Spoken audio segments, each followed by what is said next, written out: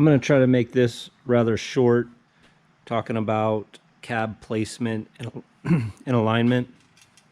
So again, in the other video, I showed the engine placement with the cab. Right now, the engine we're max forward all the way. It should actually be max back. So that's going to give us about another inch to come back. And that'll put us, like I said before, about a finger width. So maybe 3/8 or so from the firewall. That's a good indication that we're in the ballpark.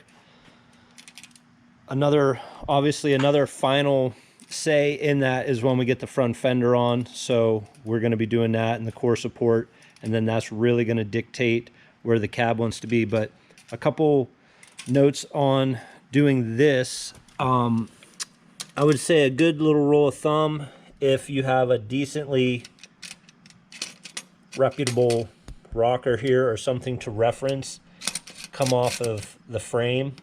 So right here we're about maybe 3.5 or so. Like I was saying in the other video, take a point from the frame to another point, maybe even the rocker, something that can't bend, because we're bent. This one here is bent, you could see, but this one's like at 4. So you want to keep it, so it doesn't fishtail. Another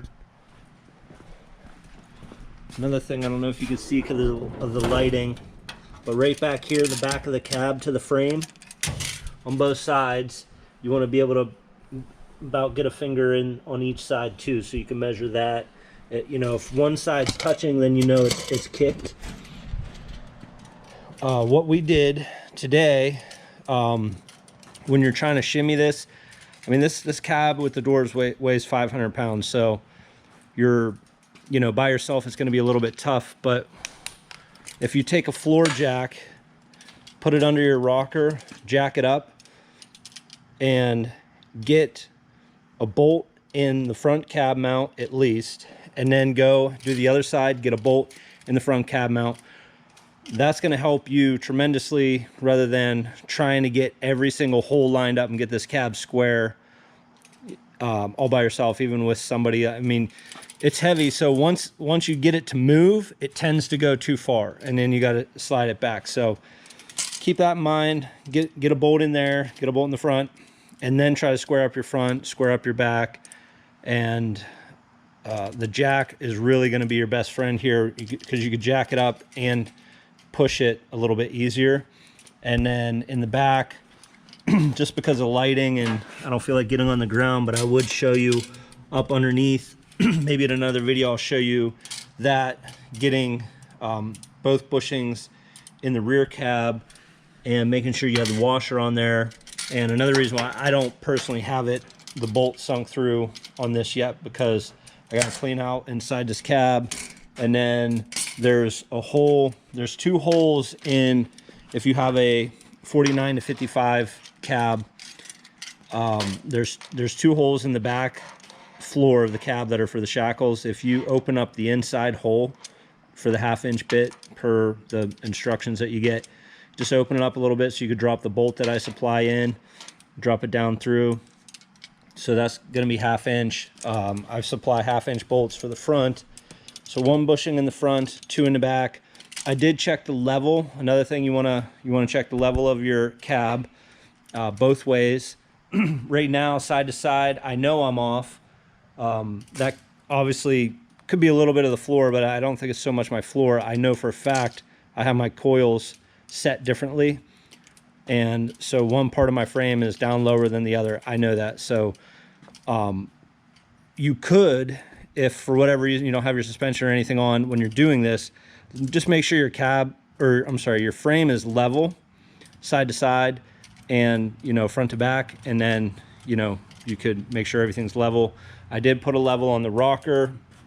It's really close, but my floor has quite a bit of a grade down to the drain, so the floor is not perfectly level right here. And then I also don't have all the weight on the front, which I don't think will add a whole ton more. So I'm not overly concerned right now about getting everything super perfect, because you want to get it on level ground or level it, and then get all your pieces together and then start seeing what's got to move. You know, for example, I know this bed doesn't have, we just threw this on real quick, but I know I don't have the proper bracing on the bed. It's all rotted out. So I know right away my bed's sinking down. I know the bed's probably got to come forward some. So things like that, where it's okay to throw something on to just mock it up and see like where wheel placement is. And then once you get your running boards on there, everything will start tying together and you'll start seeing where things want to be. But like I said in the other video, the fender, the grill, like your front alignment with your wheels is going to be the biggest #1 factor. And then the engine placement will also be a factor in there. Like I said, we're going to push this back, and I'll update you guys more on that, but I just wanted to give you a couple tips on keeping your cab square and keeping it level when you're installing it, using the jack to jack up each corner, get a bolt in at least the fronts, and then worry about your back. Like I said, I don't even have mine bolted down right now, and I would feel comfortable proceeding with the rest of mock-up, but we will do that. We'll document that. We're going to document everything else here too, but that's it.